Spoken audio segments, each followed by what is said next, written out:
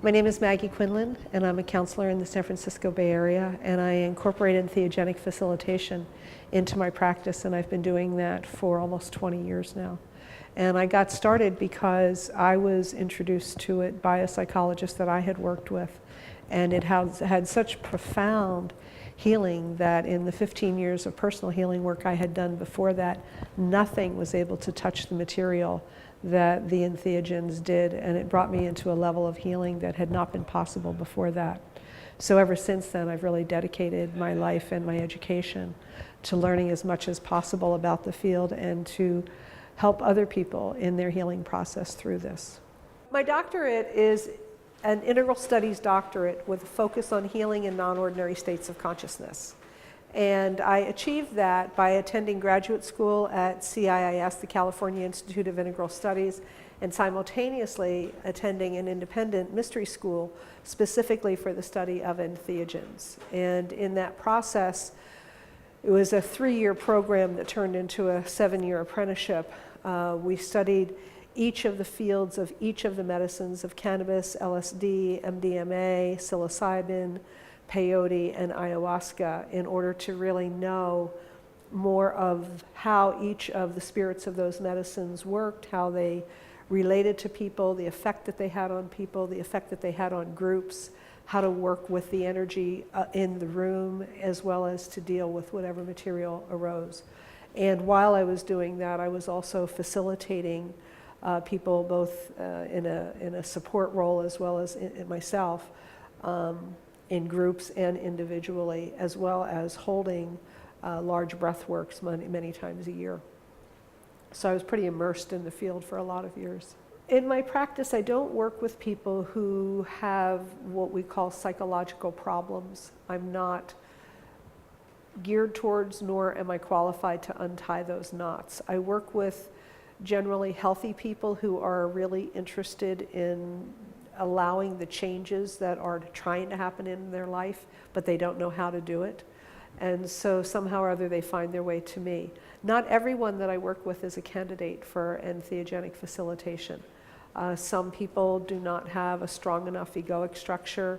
Some people don't have good enough boundaries, and it's really individual, and I never know. I often allow the medicine to tell me, when somebody needs to. I'm often surprised where in the first or second session, the medicine will show up and say, start talking about me. Otherwise, I don't. Many of the people in my practice have no idea that I am available for this kind of work. I follow the medicine. Ayahuasca and entheogens have nothing to do with belief. They have to do with the experience. In the case studies that I did in my dissertation, only one person had experience with ayahuasca before they ingested it. None of the other ones knew anything about it. They had no relationship with it, and yet they were cured. I think that this is a very challenging area for me because these are not allopathic medicines. They do not treat symptoms. Allopathy, by philosophy and definition, treats symptoms.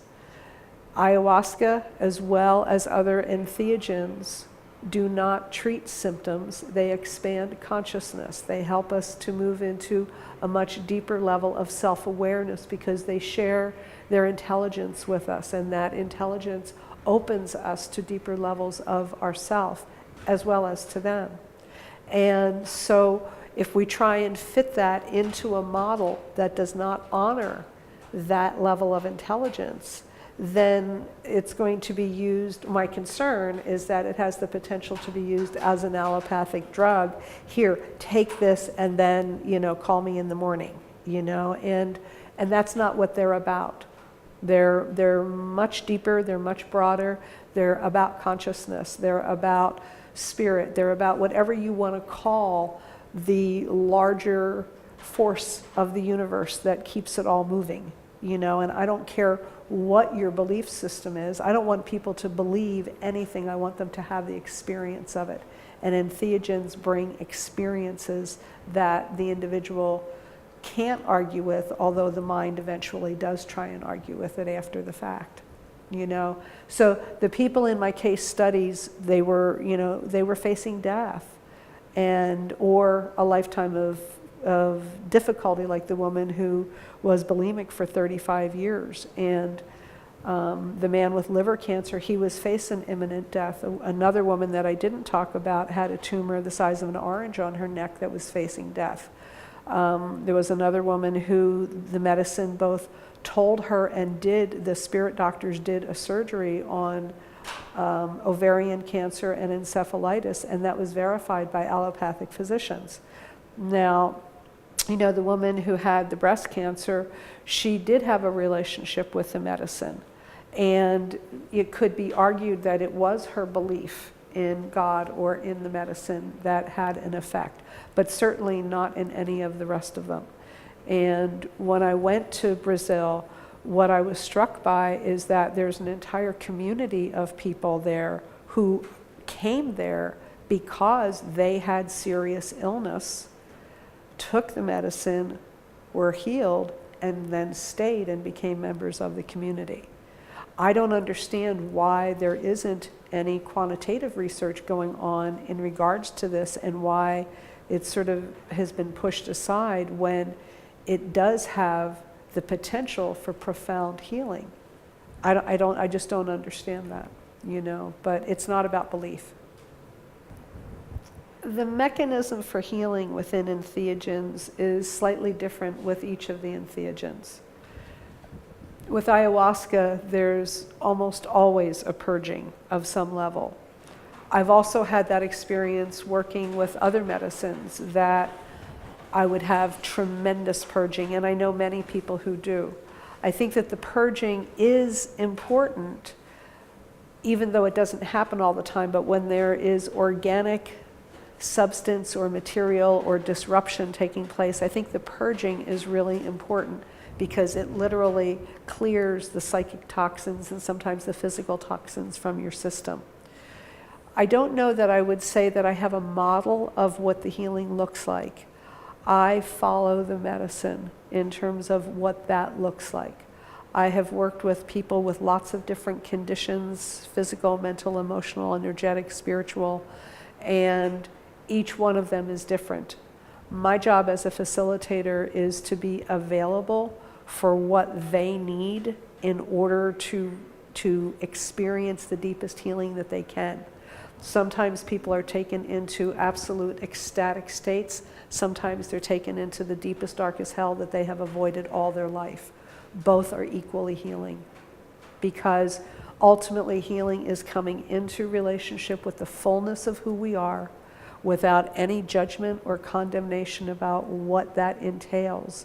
And by doing so, we're able to then accept ourselves and then make decisions around our behavior, not based on repression, but based on conscious decision about how we want to be. That offers us an opportunity to have much deeper compassion for ourselves, and therefore much deeper compassion for the rest of the world, which is what we're all sorely lacking in right now. So I think entheogens are really the medicines for consciousness. That's why I call them that. That's why the name of my book is Medicines for Consciousness, because that's what we need to heal. We need to heal our consciousness as a species and as a planet. We need to heal our consciousness. If there is a model, for me, that's it. The subject of interacting with allopathic physicians within this field is interesting. I just had a discussion with one of the panel members because he quoted me at the beginning of his talk in a rather derogatory way, or I took it that way. And so I had to clarify why I came to that position and made that statement of that the medicines have intelligence and that we need to follow that. I find that that's the biggest split in the paradigm of thinking between allopathy and theogenic thinking, shamanic thinking, whatever you want to call it. You know, we have a lot of different words for it. There's a big bridge here. You know, there's the scientific world, there's the spiritual world, and I feel that consciousness is the bridge between those two, and that we need to bridge those two. That if we try and keep psychedelics or entheogens strictly in a medical scientific modality, we're going to miss a really, really important part of what constitutes humanity, what constitutes wholeness, what constitutes healing. And so I think that that's part of what I get to offer, because I've been doing this long enough, I've been trained deeply enough, I have lots and lots and lots and lots of experience, in fact, more experience than many of the doctors downstairs do. And so that experience matters, that counts, and I'm not prone to be taken lightly anymore. I'm basically too old for that, you know. So I want to bridge that. With some people, it's more possible than with others. You know, I've had doctors asking me, hey, what's your take on this? How do you deal with this when this comes up? You know, and I want to share that information. I think that anyone who is involved in this field, we need to be open to communicating with each other, because it's bigger than any of us. It's, you know, it's certainly bigger than me and my work. It's bigger than any doctors in their work. It's much bigger, and we need to come together and be very careful not to be disparaging of each other because we may have different philosophical viewpoints. I think that conferences such as Psychedemia are very, very valuable, and that all conferences have the potential to move research forward, if only because it exposes people to the potentiality that exists within this field. I think what's more important than conferences, or at least equally as important, is that everyone who is involved in this field begin to talk about it so that we can change the level of education that is taking place culturally. Our population has been fed toxic information about entheogens and the harm that they do. They've been lied to. We have been badly, badly lied to for well over 40 years. And that has to be reversed. When we come to conferences, we're sort of preaching to the choir. We need to talk to the people on the street and educate them that these are beautiful substances, that the plants are these amazing beings who are willing to share their gifts with us if we will only open to them, because we have something to give back to them as well.